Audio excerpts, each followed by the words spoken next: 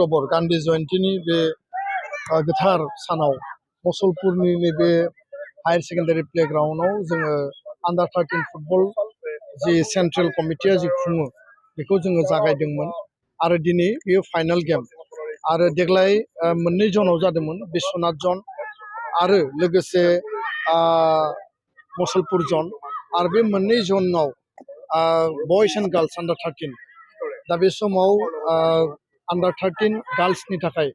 क'क्राझार आरो उदालगुरिनि गेजेराव बादायलायनाया सोलिगासिनो दङ दिनै फाइनाल गेम बे दसे समनि उनाव बयसनि थाखाय बे फाइनाल गेलेनाया जागोन आरो बिनि उनाव दुलाराय बर' फरायसा आफादा जिफोर मिजिं लानानै थांखि लानानै हाबा मावगासिनो दङ जे बड'फा फुटबल क्लाबनि गेजेरजों दुलाराय बर' फरायसा आफादनि इनिसियेटिभआव जोङो मोनसे क्लाब रेजिस्टार खालामबाय बे क्लाबनि गेजेरजों स्टेट लेभेल गेलेगोन आरो नेशनेल लेभेल गेलेगोन दा बेखायनो जोंहा आनसलिक लेभेलनिफ्राय डिस्ट्रिक्ट लेभेलाव माने कम्पिटिशननि गेजेरजों जाय माने बेयाव चेम्पियन बे सेन्ट्रेलनि टीमाव डिस्ट्रिक्टनिफ्राय रिप्रेजेन्ट खालामबाय आरो गासै गेलेयै गेलेयै दिनै फाइनाल दा दुलाराय बर' फरायसा आफादनि बे जि माने बड'फा मिशन फर सास्टेनेबल चेन्ज आरो बेयाव बड'फानि जि मोनसे गोथार आरो मोनसे महत एजेन्डा थांखि दं बर' हारिया गेरेमसा जानांगौ बर'नि लाइमोन सेंग्रा सिख्ला जोंनि उन्दै उन्दै फंबाय बिनानाव जायफोर स्कुल कलेजाव फरायदों बिथांमोननि जिउखौ दानांगौ आरो दानांगौब्ला फरायनायजों लोगोसे गेलेनाय हारिमु बिथिङाव गुबुन गुबुन बिथिं रांखान्थि बिथिङाव गुबुन गुबुन जौगानायनि बिथिंखौ जोङो थिग खालामनांगोन दा बेखायनो दुलाराय बर' फरायसा आफादनि जि थांखि आरो बर' हारिखौ गेरेमसा हारि दानायनि जि थांखि जों खोथायाव जेसेबां बाथ्रा बुङा मानो बाथ्राजों जेसेबां जों जिखिनि होख्रावा मानो खामानिजों प्रेक्टिकेलि एक्सनेबल पइन्टआव जों जुदि खामानि मावाब्ला हारि दानाया बे मोस्लेर जागोन हारि दानाया बे सिमाङावसो जागोन दा बेखायनो एबसुआ जि थांखि लायो जि एजेन्डा लायो बिनिफ्राय एक बिन्दोबो जों दोरोदाखै आरो दोरोदनायनि बाथ्रा गैया आरो जाय जिखि जोंखौ बुङा मानो एबसुनि मोनफ्रोमबो हाबाफारिया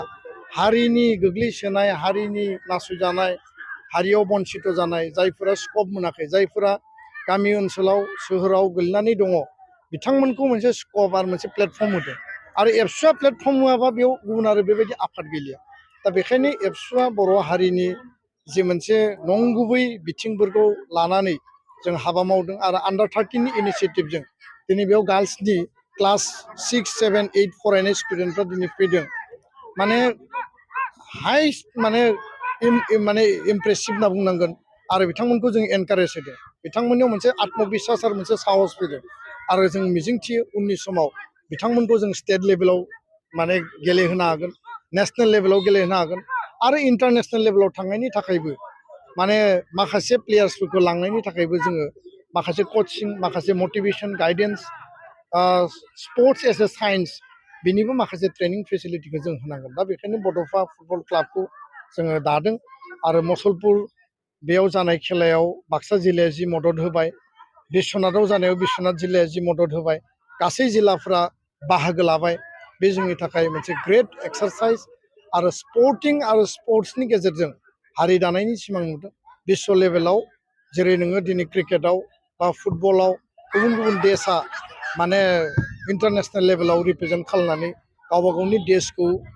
खारन बर'फ्रा जोनोमनिफ्रायनो फुटबल गेलेदों नारें जुम्ब्रानिफ्राय लानानै बा नोङो बायदिसिना माने बल बानायना खाथुमनानै जोनायनिफ्राय लानानै जे ट्रेडिशनेल माने आबै आबौ आरो आजै आजौनिफ्राय फैदों दिनै एसे फुल प्रुफ साइन्टिफिक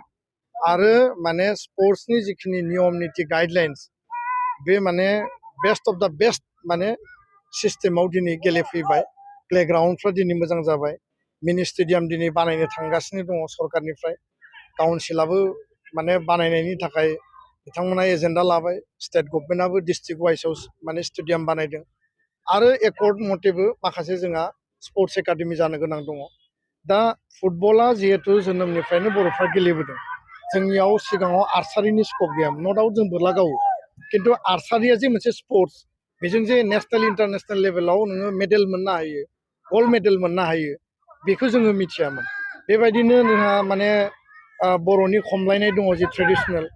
बेयो नेशनेल इन्टारनेशनेल लेभेलाव स्कप मोनाखैमोन खिन्थु दिनै बर'नि खमलायनानै इन्टारनेशनेल लेभेलाव दिनै डिसप्ले जाग्रा जाबाय काबादि दङ काबादिखौबो बर'फ्रा जोनोमनिफ्रायनो गेलेदों खिन्थु काबादिनि जि मोनसे प्रसार आरो बिनि जि इम्पेक्ट जेरैबायदि जानांगौ दि मोनसे लेभेलाव जानानै दङ बेखौ आरोबाव लांबावनांगोन दा इन्डिभिजुवेल जिखिनि इभेन्टफोर दङ जेरै रेसलिं हारियाना होनना बुङोब्ला नङा होमबा जायफोर माने बिश्व बिख्यात बा अलिम्पिक माने मेडेलिस्ट हारियाना पान्जाबनिफ्रायनो ओंखारो रेसलार बा नों शुटार जायफोर माने शुटारफोर दङ बिसोरो गुबुन गुबुन माने इन्डियानि गुबुन गुबुन रायजोनिफ्राय ओंखारो जोंनियाव बेबायदि एकाडेमि बेबायदि माने स्टेडियाम फुल प्रुफ जोङो लाइफ टाइम बा जोङो स्कुलाव जेरै रेगुलार थाङो बेबायदि सोलोंनो हानाय जोंनियाव दाबो स्कप जायाखै इनफ्रास्ट्राक्चार जायाखै टिचार बा कच गैया दा बेखायनो फुटबला जोंनि नियारेस्ट प्लेग्राउन्डआव माने जोङो जोनोम जानानै गेलेनो हानाय अबस्थानिफ्रायनो जिहेतु उन्दैनिफ्रायनो गेलेयो बेखायनो फुटबलनि इम्पेक्टआ जोंनियाव बारा आरो फुटबला दिनै इन्टारनेसनेल नेसनेल लेभेलाव